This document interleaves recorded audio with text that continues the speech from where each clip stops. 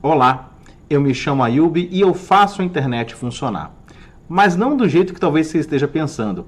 Eu não sou um daqueles profissionais que visita a sua casa para poder instalar um modem, ou sobe nos postes para poder colocar o cabeamento, ou aqueles que atendem seu telefonema no call center quando você liga dizendo que tem um problema com a sua internet. Mas todos esses que eu citei são profissionais da cadeia produtiva de acesso à internet, do qual faço parte. Faço parte numa etapa mais central, mais de bastidores, que eu vou explicar mais pra frente. Mas o motivo de eu ter feito esse vídeo é tentar esclarecer esse assunto muitíssimo comentado nas últimas 2 semanas sobre as franquias de dados nos planos banda larga, prestes a serem implementados nos contratos dos provedores de maior atuação no Brasil. Eu queria, com a experiência que eu tenho como profissional, adicionar informações a esse debate e fazer com que esse vídeo chegue não só apenas ao público em geral, mas principalmente os operadores do direito, os nossos órgãos de defesa do direito do consumidor, legisladores e, enfim, todos aqueles que têm poder de decisão sobre esse assunto. Franquia de tráfego na banda larga. Faz sentido? Esses profissionais da cadeia produtiva do acesso à internet que eu falei trabalham em empresas diferentes. Eu separo em 3 grupos essa cadeia. O provedor de acesso à internet, ou ISP, ele cria e opera infraestrutura para cobertura em ruas, bairros, condomínios e chega até o móvel do cliente. É essa empresa que coloca o modem na nossa casa ou na empresa que a gente trabalha. É essa empresa que a gente está acostumado a ter o relacionamento de call center e pagar mensalidade para o acesso à internet. Agora, um perfil pouco conhecido das pessoas é o provedor de trânsito IP, que eu chamo de ITP. Eles possuem uma pequena cobertura e algumas empresas possuem até um único local, um único endereço oferecendo esse serviço no país inteiro.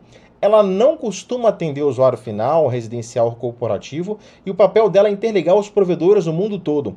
É ela que vende o acesso à internet no atacado para que o provedor nos venda no varejo. A operadora de telecomunicações, ou simplesmente operadora, o papel dela é alugar a infraestrutura de fibras óticas, cabos submarinos, torres e, em alguns casos, até satélites, para que tanto os provedores de trânsito ou provedores de acesso à internet criem a sua área de cobertura. Agora, tem uma confusão. É tudo operadora? O motivo dessa confusão no Brasil é que alguns grupos econômicos atuam com os 3 perfis, seja ISP, ITP e operadora. O grupo da Oi, o grupo da Vivo, GVT, Telefônica e Telxius, o grupo da Embratel, Claro e NET e o grupo TIM. Eles provocam essa confusão porque atuam nesses papéis e a gente se relaciona em diferentes papéis que esses grupos exercem. O motivo deles terem essa atuação tão diversa é um dos motivos do oligopólio da internet brasileira, um dos motivos dela ser cara e não chegar em muitos locais. Eu posso discutir esse assunto num vídeo no futuro, se você se interessar. É só comentar aí e me pedir bastante que eu dedico um tempo a discutir esse assunto. Mas vamos seguir em frente. Quais são os produtos de acesso à internet que um provedor oferece? Vamos olhar essa oferta que eu recebi aqui em casa. Um plano de 35 MB de download, com 20 MB de upload, por R$ 60 por mês. É um ótimo plano, tá? Por um ótimo preço. Ou então, se eu quiser mais velocidade, 50 MB de download para 30 MB de upload, por R$ 90 por mês aproximadamente. Agora, essa mesma empresa me fez uma outra oferta para o mesmo endereço. 10 MB de velocidade por R$ 999 por mês? 30 megas de velocidade por quase R$ 2.000 por mês? Que diferença de um plano para outro? Por que essa diferença tão brutal de preço? Colocando em tabela, a primeira oferta me fez uma velocidade de 35 megas por R$ 60 e a segunda um pouquinho menos, 30 megas por R$ 2.000. O que gera essa diferença? Na verdade, são 2 produtos diferentes. O primeiro a gente chama de link compartilhado ou vulgarmente de banda larga, residencial, e o outro é um link dedicado, que vamos conhecer a diferença entre eles agora. O link compartilhado, esse banda larga que a gente costuma chamar, os preços são inferiores a R$ 500 mensais na maioria dos casos. A garantia de velocidade de contrato varia entre 40% a 80% da velocidade nominal do plano, ou seja, não é 100% garantido. A velocidade de upload costuma ser 10% aproximadamente da velocidade de download. E esse produto possui uma grande área de cobertura, às vezes cidades inteiras têm oferta desse produto. E um único endereço IP, muitas vezes compartilhados com outros clientes IPs dinâmicos, são oferecidos. Isso impede que você utilize essa conexão para hospedar servidores, hospedar VPN e outras atividades. Já o link dedicado, como a gente viu, os preços costumam ser maiores do que R$ 500 mensais. Geralmente as velocidades são simétricas, a velocidade de download e upload são iguais. A área de cobertura é um pouco menor do que o link compartilhado. A garantia de velocidade estabelecida em contrato é geralmente de 100%. E o SLA gira em 4 horas. O que é esse SLA? São várias cláusulas de contrato que costumam significar duas coisas. Uma é que se durante os 30 dias do mês esse link fica fora do ar mais do que 4 horas, há um cálculo de desconto. Ou em 4 horas, mesmo sendo feriado ou fora de área comercial, chegará um técnico local para fazer um reparo, caso o reparo seja realmente localmente, não seja um problema mais central. Uma outra diferença é que no link dedicado se costuma dar para o cliente entre 2 e 8 endereços. Isso permite que você hospede através da conexão seu próprio site, um servidor de e-mail e outras atividades mais técnicas através desse link. Por isso que ele é mais voltado para empresas, enquanto o link compartilhado é mais voltado para uso residencial. Muito embora nada impede que uma empresa sobreviva bem com o link compartilhado e nada impede que uma pessoa contrate na sua casa, caso ela tenha esse orçamento, um link dedicado para uso próprio. Agora, o que é o tal do trânsito IP? Ele tem todas as características de um link dedicado, mas com as seguintes modificações e adesões. Nele, o próprio cliente traz seu número IP, no mínimo 1024 endereços IPs diferentes. Você obter seu próprio endereço IP é um processo parecido com registrar o domínio. Você paga uma anuidade, tem uma série de requisitos técnicos a serem cumpridos, mas para uma empresa isso não é tão difícil. O cliente do link de trânsito IP pode contratar múltiplos fornecedores, de forma que se um cair, o outro assuma as funções automaticamente. Até você pode encontrar alguns roteadores e equipamentos no mercado que prometem fazer isso para um link dedicado ou compartilhado. O problema é que quando um link cai e o outro assume, tudo que estava de transferência interrompida, todas as páginas abertas podem cair, até o outro assumir uma mudança muito grosseira. No trânsito IP não, ela é transparente. Você pode mudar de um link para o outro caso ele caia, sem que você perceba nada, sem nenhuma transferência ser interrompida. O cliente desse tipo de produto ele pode fazer o upload por um link e download por outro, se assim para ele for conveniente. Por exemplo, tem velocidades diferentes ou preços diferentes para ele. O cliente também pode trocar de fornecedor de trânsito IP sem mudar os endereços dele. Isso permite que ele não tenha que reconfigurar toda a infraestrutura dele caso ele faça essa troca. Para uma grande empresa isso é muito importante. Mas o principal motivo e diferença é que o trânsito IP permite vender o acesso à internet sem nenhum prejuízo técnico. É ele que permite que um provedor compre esse acesso e revenda para os seus clientes sem ter os intempéries e dificuldades que os outros produtos dariam. Agora, qual é o relacionamento das empresas da cadeia produtiva? Eu fiz um esquema muito simples e a grossura das linhas é uma indicação da diferença de volume. Aqui na esquerda a gente tem o usuário residencial, o usuário corporativo, comprando acesso à internet do ISP, o Internet Service Provider. O provedor de internet, ele não possui por si só acesso à internet. Ele só permitiria que um cliente dele se comunicaria com outro cliente dele. Ele precisa comprar acesso à rede mundial de computadores através do fornecedor de trânsito IP. Os fornecedores de trânsito IP, se você observar bem nesse esquema, eles compram um do outro. Isso é muito comum. Às vezes, uma empresa brasileira de trânsito IP compra trânsito de uma empresa americana, que compra de uma empresa japonesa, e assim que é possível você do Brasil acessar um site hospedado no Japão. O seu provedor compra de um PT, que compra de outro e chega lá até o Japão. Alguns provedores de trânsito, não todos, compram infraestrutura das operadoras de cabos submarinos e os backbones terrestres. E aí no canto direito tem um caso especial que alguns poucos consumidores finais compram trânsito IP sem intenção de revender e para uso próprio. Posso falar isso no outro vídeo, caso vocês quiserem, comentem aí. Antes que eu me esqueça, é justamente nesse segmento do trânsito IP entre as operadoras e entre os provedores de internet que eu atuo, não só com esse produto trânsito IP, mas outros produtos também dessa parte mais central da internet, como DNS, CDN, entre outros. Então, por isso que eu falo com propriedade desse assunto, porque aqui é onde resido, aqui é onde eu passo boa parte do meu tempo nessa cadeia produtiva. Agora, cabo submarino? Sim, cabo submarino. A internet, apesar de se falar muito em cloud, se falar muito em nuvem, tem nada a ver com os céus, tem mais a ver com os mares. Esse é o mapa dos cabos submarinos do Atlântico, que eu dei destaque aqui, que interligam os países. Então, toda vez que você do Brasil acessa um site que está hospedado fora do Brasil, ou faz uma audioconferência, videoconferência com alguém que está fora do país, os seus dados passam por todos esses cabos que interligam um país ao outro, tá? Também, se esse assunto te interessar, posso conversar com vocês todos num vídeo futuro sobre isso. Agora, o que um SP compra do ITP? Presta atenção.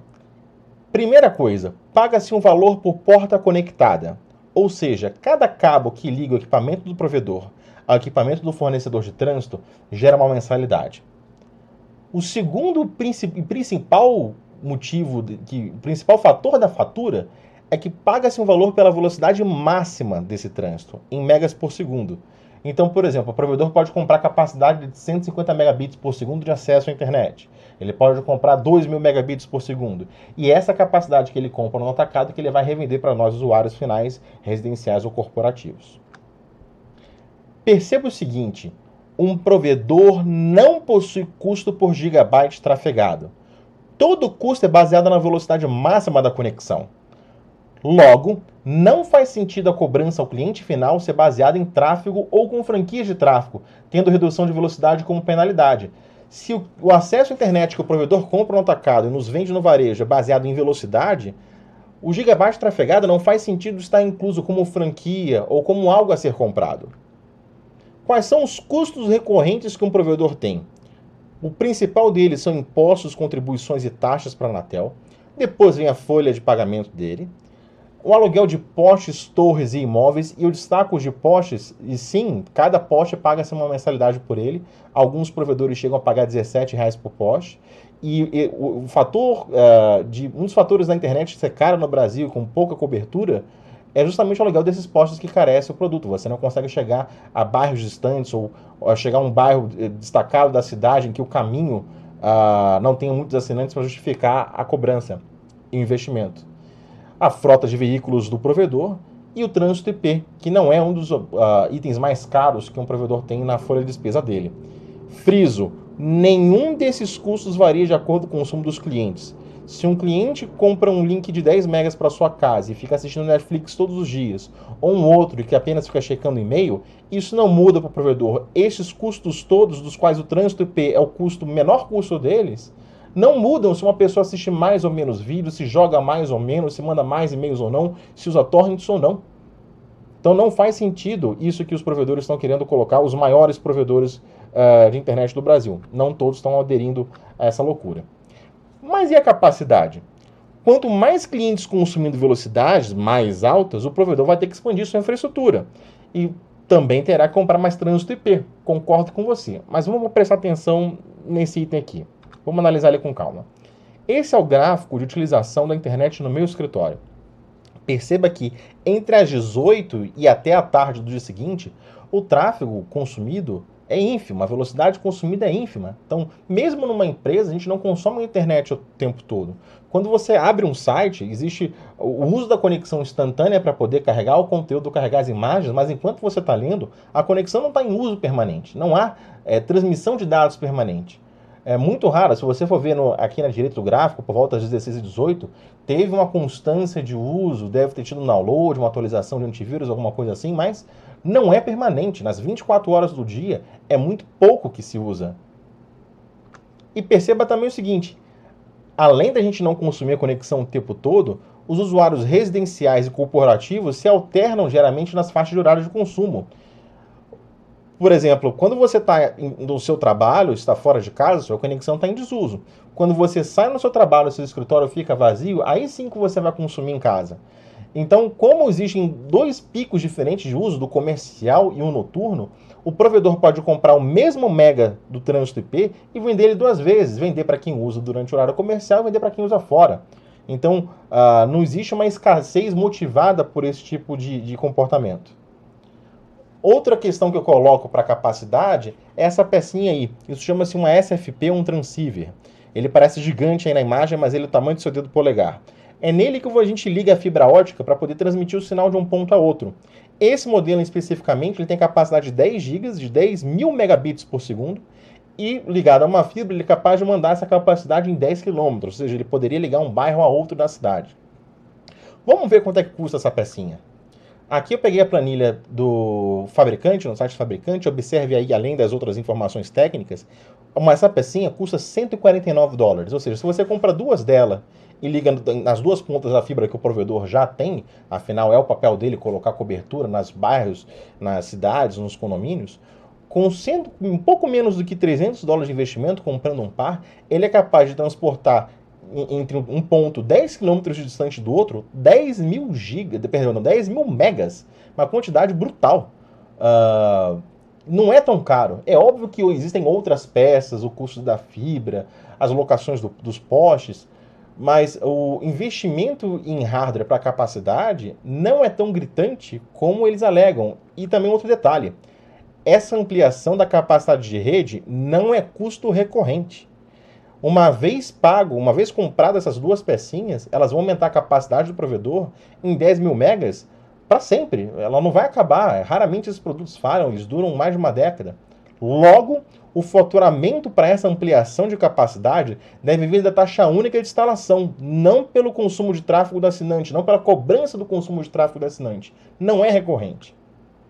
Então, com tudo isso exposto, você me pergunta, qual é o modo justo de tarifação do acesso à internet?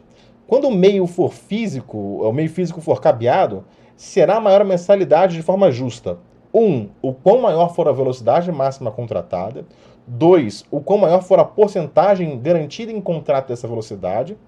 E 3. O quão maior for a garantia de tempo em funcionamento. Aquela garantia que, se for violada, você tem descontos na sua fatura. Logo, a crucial diferença entre o link compartilhado e o link dedicado são as garantias compradas pelo consumidor junto ao provedor. No fundo, ambos são a mesma coisa, acesso à internet, acesso à rede mundial de computadores. Então, o que é essa polêmica toda? O que os maiores provedores do país estão tentando alterar nos seus contratos?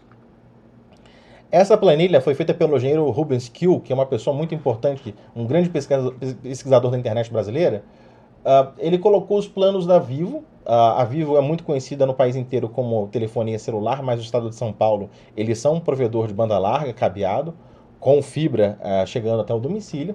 E vamos olhar aqui o plano mais básico, o Vivo Internet 4 megas. Ele tem 4 megas de download, 0.6 megas de download, e se você utilizar durante o mês inteiro essa velocidade, você vai conseguir baixar 1.192 gigas. Essa é a capacidade atual que os clientes desse plano têm disponíveis com esses 4 megas. A nova cota no novo contrato será de apenas 50 megas, ou seja, quem hoje pode baixar com um plano mais básico 1.192, vai poder baixar apenas 50. A gente está falando disso, uma redução de 95,8%. As coisas ficam mais gritantes com os planos de maior velocidade. Olha o Vivo Fibra 300, o último da planilha. Você tem 300 megas de download, 150 megas de upload, é capaz de baixar 116 mil gigas no mês se você utilizar essa velocidade no talo, no máximo, mas a nova cota, o novo limite, a nova franquia, vai ser de apenas 300, uma redução brutal de 99,7%.